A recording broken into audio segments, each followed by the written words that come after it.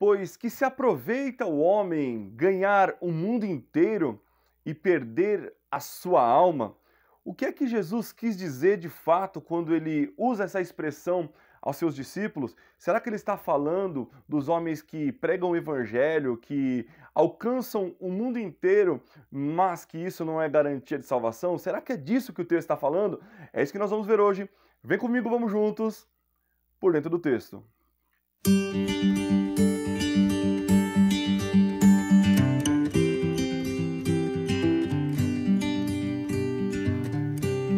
Olá, eu sou o pastor Douglas Gonçalves e você está no canal Por Dentro do Texto. Se você está chegando por aqui agora e ainda não é inscrito no nosso canal, não se esqueça de clicar aqui embaixo no botão vermelho e inscrever-se. Também já deixar o teu like, comentar aí o que você achar desse vídeo. Não se esqueça também de ativar o sininho para que você fique por dentro de todo o conteúdo, para que assim você ative as notificações e você saiba os vídeos que nós estamos postando diariamente. E hoje eu quero, junto com vocês, olhar para o texto de Mateus capítulo 16 e versículo de número 24 a seguir. É um grupo de versículos ali, uma passagem muito interessante, mas que muitas vezes os irmãos compreendem de forma equivocada.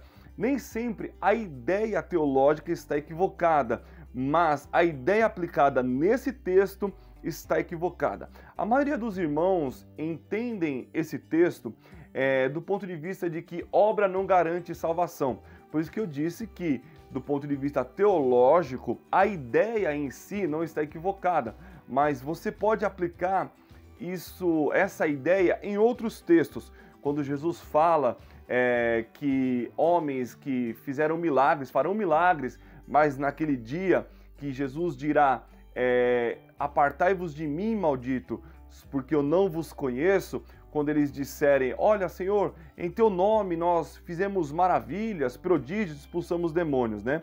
Então, por isso que do ponto de vista teológico, a ideia até está correta, mas não é disso que esse texto está falando. Não é disso que Jesus está falando nessa passagem. A ideia teológica dessa passagem é uma outra ideia, é de outro assunto que Jesus está falando. O texto ao qual nós citamos diretamente está no versículo 26, quando Jesus diz: pois que se aproveita o homem ganhar o mundo inteiro, mas perder a sua alma, ou seja, perder a sua salvação. Jesus vem numa sequência de versículos onde ele está falando de discipulado. E quando nós falamos discipulado, é muito comum nós remetermos isso a Dietrich Bonhoeffer, né? Quando ele fala, tem uma frase dele que é muito interessante, que ele fala que o discipulado é de graça, mas custará a sua vida. Também ele fala ali do mito da graça barata e de que quando nós nos submetemos ao discipulado de Cristo, nós temos que estar dispostos a renunciar à nossa vontade, a renunciar os nossos desejos. Esse grupo de versículos, essa passagem, está logo em seguida Jesus ter chamado Pedro de Satanás, quando ele diz assim: apartai-vos de mim, Satanás, né? Porque você tem sido um impedimento, você tem se colocado contra a obra e o reino de Deus. E é por isso que Jesus vai entrar nesse grupo de passagem, quando ele vai dizer: se alguém quiser vir após mim, negue-se a si mesmo, tome a sua cruz e siga-me. Seguir a Jesus não é seguir uma religião onde eu frequento um lugar e recebo benefícios por isso apenas nessa terra. Seguir a Jesus está ligado diretamente a renunciar à minha vontade, a renunciar os meus desejos. Diretamente, de um ponto de vista claro, Jesus está falando para que seus discípulos compreendam que o discipulado, seguir ao Senhor, seguir a Ele, não tem a ver com seus desejos carnais, com seus desejos humanos e muitas vezes mundanos, mas sim com renunciar os seus próprios desejos para que seja feita a vontade de Deus. É muito lindo na oração do Pai Nosso que nós vemos sempre Jesus nos ensinando a colocar à disposição de um bem maior e coletivo quando ele fala: seja feita, Pai, a sua vontade, assim na terra como é no céu. Jesus está falando isso porque os discípulos estavam tentados ali por uma ideia de revolução que permeava toda a região da Galileia, permeava Israel naquele momento em que Roma estava com o seu governo implantado dentro de Jerusalém. E logo a seguir, a expressão de Pedro, em que ele reconhece que Jesus é o Filho de Deus, Pedro se coloca contra as palavras de Jesus, porque ele disse que iria a Jerusalém, seria entregue aos pecadores para que fosse morto, para que fosse executado, para que sofresse as consequências do nosso pecado.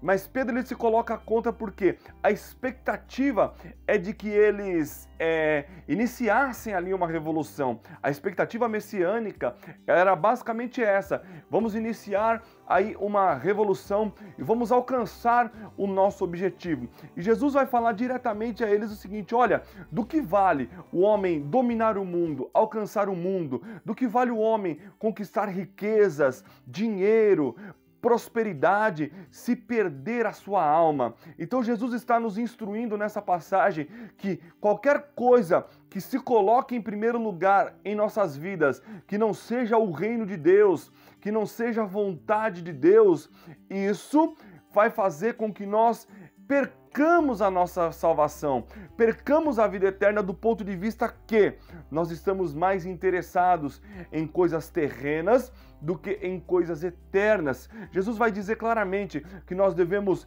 renunciar os nossos desejos para que seja cumprida em nós a vontade e o desejo do Pai. Do que vale o homem enriquecer?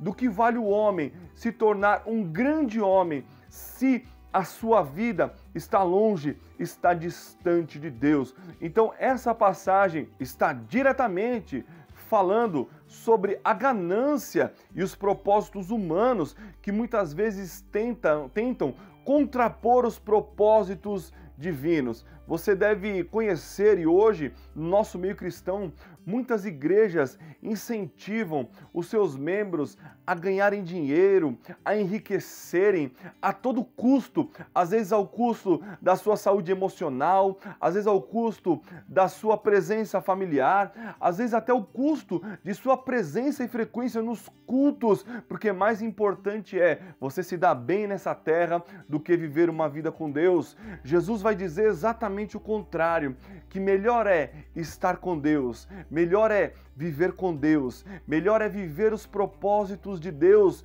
porque a tua salvação, ela não pode ser comprada por recursos terrenos, mas ela foi comprada por Cristo na cruz do Calvário. E para vivê-la, para desfrutar disso, para desfrutar dessa presença de um Deus manifesto nas nossas vidas, é necessário que nós renunciemos à nossa vontade, tomemos a nossa cruz, muitas vezes difícil, dura de carregar, mas sigamos a Jesus Cristo de Nazaré nos nossos propósitos. Não que prosperidade seja pecado, mas o que Jesus está fazendo é condenar aqueles que colocam a riqueza terrena, o dinheiro, acima dos propósitos eternos. É exatamente o que os discípulos estavam desejando fazer, e é o que Pedro fala ali naquela passagem anterior. Colocar os propósitos terrenos acima dos propósitos de Cristo. Eu espero que você tenha gostado do vídeo de hoje. Se você gostou, deixa aqui o teu like. Vai aparecer para vocês aqui em cima no card um vídeo que vai te falar exatamente sobre essa expressão que Jesus usa contra Pedro, e ali eu explico melhor qual era o contexto e por que Jesus fala daquela maneira com Pedro, chamando Pedro de Satanás. Se você quer entender um pouquinho melhor esse contexto, clica aqui no card, também tem um link no final desse vídeo. Eu espero que você tenha gostado, muito obrigado e até a próxima, se Deus quiser.